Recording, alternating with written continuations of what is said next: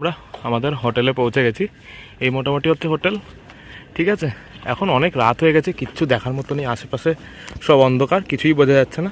তো আপাতত ফুড সেলিংয়ে আমাদেরকে এই রুমটায় দেওয়া হয়েছে। এখানে কিন্তু সবই 3 স্টার বা 4 স্টার হোটেলই প্রোভাইড করে ট্যুর এজেন্সি, বা আপনি একা আসলেও আপনাকে তাই নিতে হবে। তো এই মোটামুটি হোটেলটা একবার বাইরে থেকে দেখুন, ঠিক আছে। আমি দেখিয়ে দিচ্ছি আপনাদেরকে। নাম হচ্ছে অর্কিড হোটেল। এটা ওয়াশরুম আছে, এ হচ্ছে আমাদের রুম।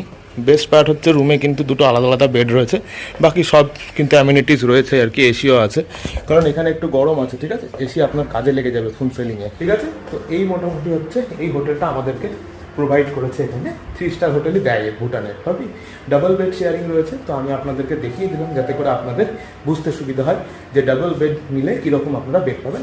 হোটেলে পৌঁছাতেই আমাদেরকে কিন্তু বুদ্ধিস্ট ওয়েলকাম স্কার্ফ বা কাঠা দিয়ে স্বাগত জানানো হলো। Welcome to Bhutan. সাথে ছিল কেক কাটিং এবং ভুটানিজ লোকাল ওয়াইন।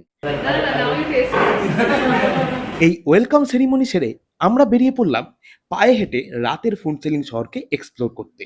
যদিও এই মুহূর্তে দেখার মতো সেরকম কিছুই ছিল না, বাট ওই যে নতুন দেশে এসেছি, সেই দেশটা কেমন লাগে রাতের আলোয়, এটাই দেখার আগ্রহ আমাদেরকে বাইরে বার করে আনলো। তো আমরা এখন একটা মনেস্ট্রির সামনে এসেছি ফুড সেলিংয়ে, আমাদের একদম নিয়ারেস্টে। চলো মনেস্ট্রিটার ভেতরে ঘুরে দেখা যাক কি আছে। রাতের বেলাতেই দেখছি, কারণ কালকে আর সময় পাবো না। আমরা এখন এই মনেস্ট্রিটার ভেতরে ঢুকেছি। বেশি কথা বলছি না, মনেস্ট্রিতে অ্যাকচুয়ালি পিসফুল জায়গা। এমনি রাত্রি 10টার পরে ভুটান পুরো শান্তই হয়ে গেছে, তো আর বেশি কথা বলে লাভ নেই। তো আমরা এখন দাঁড়িয়ে আছি ভুটানের যে এন্ট্রি গেট তার সামনে। ওই পারে হচ্ছে ইন্ডিয়া আর এই পারে হচ্ছে ফুড সেলিং ভুটান, ঠিক আছে। এটা হচ্ছে এন্ট্রি গেট। বেশ সুন্দর লাগছে জায়গাটা, রাত্রে খুব সুন্দর আলো ঝলমলে, তাই জন্য আর কি এখানে দাঁড়ালাম। তো আবার দেখা হবে আপনাদের সঙ্গে কালকে সকালে, যখন আমরা ভুটান দেশের ফুড সেলিং শহরকে এক্সপ্লোর করব, ঠিক আছে। So very good morning and good morning from food selling. আজকে হচ্ছে আমাদের ফুড সেলিংয়ের ফার্স্ট ডে। আজকে আমাদের itinerary most probably food selling থেকে আমরা বেরিয়ে যাব হচ্ছে ভুটানের ক্যাপিটাল থিম্পুর দিকে, ঠিক আছে। আপাতত এই জাস্ট সকালবেলায় আমরা বেরিয়েছি একটু নর্মালি ঘুরতে, কোনো প্ল্যান ছিল না, জাস্ট নর্মালি আমরা বেরিয়েছি।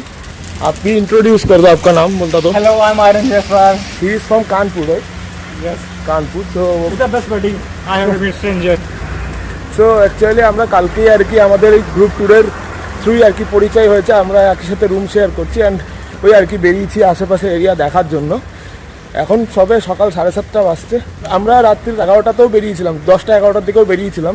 তখনও বেশ খুব শান্তই জায়গাটা ছিল পুরো, মানে ফুড সেলিংয়ের সব এরিয়াটাই পুরোটাই এখনও বেশ সুন্দর লাগছে। এখানে কিন্তু মানে ট্রাফিক রুলস সবাই এত রুলস মেনে চলছে, কোনো সিগন্যাল নেই এই সিটিতে, ভিতরে কোনো সিগন্যাল নেই, ঠিক আছে। সবাই ট্রাফিক রুলস মেনে চলছে, কোনো গাড়ি হংকিং করছে না। এখানে বেশ ভালো রুলস রেগুলেশন আছে, আর যেমন আছে তেমন লোক কিন্তু মেনেও চলছে রুলস রেগুলেশন। তো ওটাই আর কি দেখে বেশ ভালো লাগছে। জাস্ট ওয়ালের ওই পারে ইন্ডিয়া আর এই পারে ভুটান, পুরো ড্রাস্টিক চেঞ্জ এখানে আসার পর আমরা বুঝতে পারছি। কেউ হংকিং করছে না, আপনি যদি রাস্তাতে পার করছেন সবাই জেব্রা ক্রসিং ধরে রাস্তা ক্রস করছে।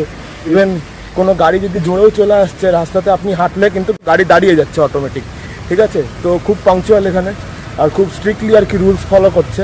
এই মোটামুটি হচ্ছে বাইরের সিচুয়েশন। অল্প অল্প বৃষ্টি পড়ছে, রাস্তায় যখন বেরিয়েছিলাম তখন তো দেখলামই অল্প অল্প বৃষ্টি পড়ছে। মেঘ আছে আকাশে ফুড সেলিংয়ে, বাট এখানে টেম্পারেচার কিন্তু ফুড সেলিংয়ের টেম্পারেচার কিন্তু খুব একটা কম নেই, মোটামুটি 25-এর আশেপাশেই রয়েছে, ঠিক আছে। বাকি পারো, থিম্পু বা পুনাখা যখন যাব তখন কিন্তু টেম্পারেচার ড্রপ করবে অনেকটাই, অলমোস্ট হাফ হয়ে যেতে পারে। তো এই দিকটাতে মোটামুটি গরম, কারণ এটা একদমই শিলিগুড়ির সাইডে, তো ওদিককার মতোই সেম ওয়েদার এখানে। বাকি আরও একটা জিনিস বলে দিই, ভুটানের টোটাল পপুলেশন কিন্তু অ্যারাউন্ড 8 লাখের কাছাকাছি, ঠিক আছে। আর আরেকটা মজার জিনিস কি, এখানে কিন্তু আমাদের যে ইন্ডিয়ান আর্মি বা ইন্ডিয়ান বর্ডার ফোর্স, তারাই কিন্তু ভুটানের ল্যান্ড বর্ডারকে পাহারা দেয়, ঠিক আছে। Bhutan actually landlock country, India আর চায়না দিয়ে পুরোপুরি ল্যান্ডলক, এর মাঝখানে রয়েছে ভুটান। বাকি এখানকার পপুলেশন তো 8 লাখের কাছাকাছি। লোকাল ল্যাঙ্গুয়েজ হচ্ছে ভুটানিজ। আর এখানে কিন্তু ইন্ডিয়ান কারেন্সি চলে, 100 থেকে 500-এর মধ্যে যে নোটস রয়েছে সেগুলো কিন্তু চলে। কারণ আমরা কালকে এখানে একটা দোকানে জিনিস কিনলাম, তো ইন্ডিয়ান কারেন্সি দিয়ে আপনি ভুটানিজ কারেন্সি পেয়ে যাবেন। বাট স্টিল বর্ডার পার হওয়ার আগেই, চেকপোস্টের ঠিক আগেই কিন্তু আপনি কারেন্সিও এক্সচেঞ্জ করে নিতে পারেন। সেম রেট 100-তে 100 ভুটানিজ কারেন্সি দেয় আর কি, ভুটানিজ রুপি যাকে বলে সেটাই দেয়, ঠিক আছে। লোকাল ল্যাঙ্গুয়েজও মোটামুটি এখানে ভুটানিজই সবাই বলে, বাট এটা যেহেতু বর্ডার টাউন তো হিন্দিও বলে নেয় লোকজন, গাইড তো হিন্দিও জানে, তো অসুবিধা নেই এখানে, ঠিক আছে। এই মোটামুটি এখনকার মতো আপডেট ফুনসেলিং শহর মোটামুটি ঘুরে দেখলাম আশেপাশে যা আছে।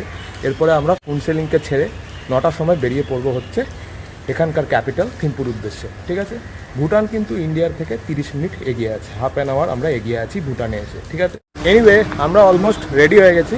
এখানে কিন্তু এই ট্যুরের সাথে আমাদেরকে একটা করে কমপ্লিমেন্টারি সিম কার্ডও দিচ্ছে, ভুটানের লোকাল সিম। আদারওয়াইজ সিম তো ভেতরে চলবে না। ফুনসেলিং এরিয়াতে তাও ইন্টারনেট কানেক্ট হচ্ছিল, মানে এয়ারটেল, আর হোটেলে অ্যাকচুয়ালি ওয়াইফাই রয়েছিল।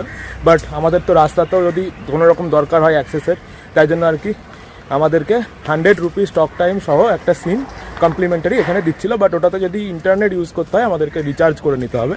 সো কমপ্লিমেন্টারি সিম পেয়ে যাবেন যদি আপনারা এই ট্যুর এজেন্সির সঙ্গে ট্যুর করেন। ঠিক আছে, বাকি ওটার জন্য কিন্তু কিছু পে করতে হয়নি, ইনিশিয়ালি যা করেছিলাম তাতেই দিয়ে দিয়েছে। এখান থেকে ফুনসেলিং থেকে থিম্পুর ডিস্টেন্স হচ্ছে 165 কিলোমিটার। গুগল ম্যাপ বলছে প্রায় 4.5 ঘন্টা থেকে 5 ঘন্টা সময় লাগবে। বাট মিডিলে হয়তো কোথাও দাঁড়াবে, কারণ 3টে স্পট আছে আজকের দিনে। তো সব মিলিয়ে ওই ধরে রাখুন 6 ঘন্টা, মানে এখন মোটামুটি 9টা বাজছে, দুপুর 3টে-4টের মধ্যে আমরা হয়তো থিম্পু পৌঁছে যাব। ঠিক আছে, সো এনিওয়ে এখন বেরোনো যাক। এই মোটামুটি আপাতত ফুনসেলিংকে আমরা টাটা বাই বাই করে দিয়ে এগিয়ে যাচ্ছি ভুটানের ক্যাপিটাল থিম্পুর উদ্দেশ্যে। আর এই হচ্ছে আমাদের গাড়ি, আজকের দিনের ট্রাভেলার। এতে করে আমরা আর কি ট্যুর করছি। টোটাল 12 জনা রয়েছে আমাদের এই ট্যুরে। সো মজা হবে, কারণ সবাই সেম মাইন্ডের আর মোটামুটি সেম এজ গ্রুপেরই সবাই রয়েছে। তো বেশ ভালোই মজা হবে। একজন ওবিডিয়েন্ট ব্যাক বেঞ্চারের মতো আজকেও কিন্তু আমি টেম্পো ট্রাভেলারে উঠেই বসে পড়লাম লাস্টের সিটে। কারণ আমার জীবনের ক্লাস 5 থেকে কলেজ লাইফ পুরোটাই কিন্তু কেটেছে সেই স্কুল এবং কলেজের শেষ বেঞ্চে। আর ঠিক সেই কারণেই শেষ বেঞ্চের প্রতি এক অন্য রকমের ভালোবাসা আজও রয়ে গেছে। Bhutan have 20 states. In 20 states, we are traveling, you are actually travel only 4 states. Okay. Chukha, it's called Chukha. ইনি হলেন জেমস। আমাদের এই সম্পূর্ণ ভুটান ট্রিপের ইনিই হচ্ছেন ট্যুর গাইড। অর্থাৎ আজকের পর থেকে প্রত্যেক দিনই কিন্তু আপনারা এই জেমসকে আমাদের সঙ্গে দেখতে পাবেন। Then to Paro, 500 meters from sea level. So we are traveling somewhere like 1,900 to 2,100. It's slowly, yeah. And after Elevate, 30 yeah. minutes, it's going to be so cloudy. Oh, I'll talk after 1 hour, okay? sure. It's okay. Yeah, No perfect. problem. We have largest pocket now. Goes from here and comes from here. See, largest pocket. It's like a kangaroo pouch. People will mistake. Our religion is 80% Bhutanese and Buddhist. Which means among the Buddhists, there's like Vedas. Hindi like Vedas, no? Like Rigveda and some. Ours is the very top one. That's called Vajrayana. This Yeah. very tough one. And it's only alive in Bhutan. That's why there's spiritual and mythical. Population is 7,80,000. I'm 36 kilometers to Paro, 1,000. Only 2 program in Thimphu, but in Paro, 10 items. Enjoy. তো right now আমরা actually থিম্পুর রাস্তাতে আছি, on the way to Thimphu. ওই মোটামুটি minute 30 আমাদের গাড়ি চলেছে। And এখানে একটা লোকাল বাজার বলা যেতে পারে, এটা লোকাল বাজারই হবে। ঠিক আছে, তো এখানে দাঁড়িয়েছে just for a refreshment break.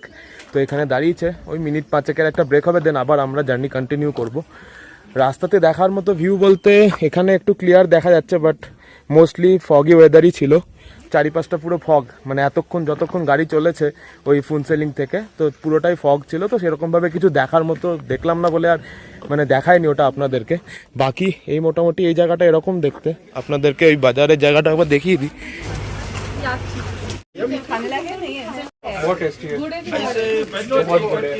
So actually local বাজার এটা এখানকার, ইন্ডিয়ার মতো জিনিসপত্র আছে লোকাল বাজারে।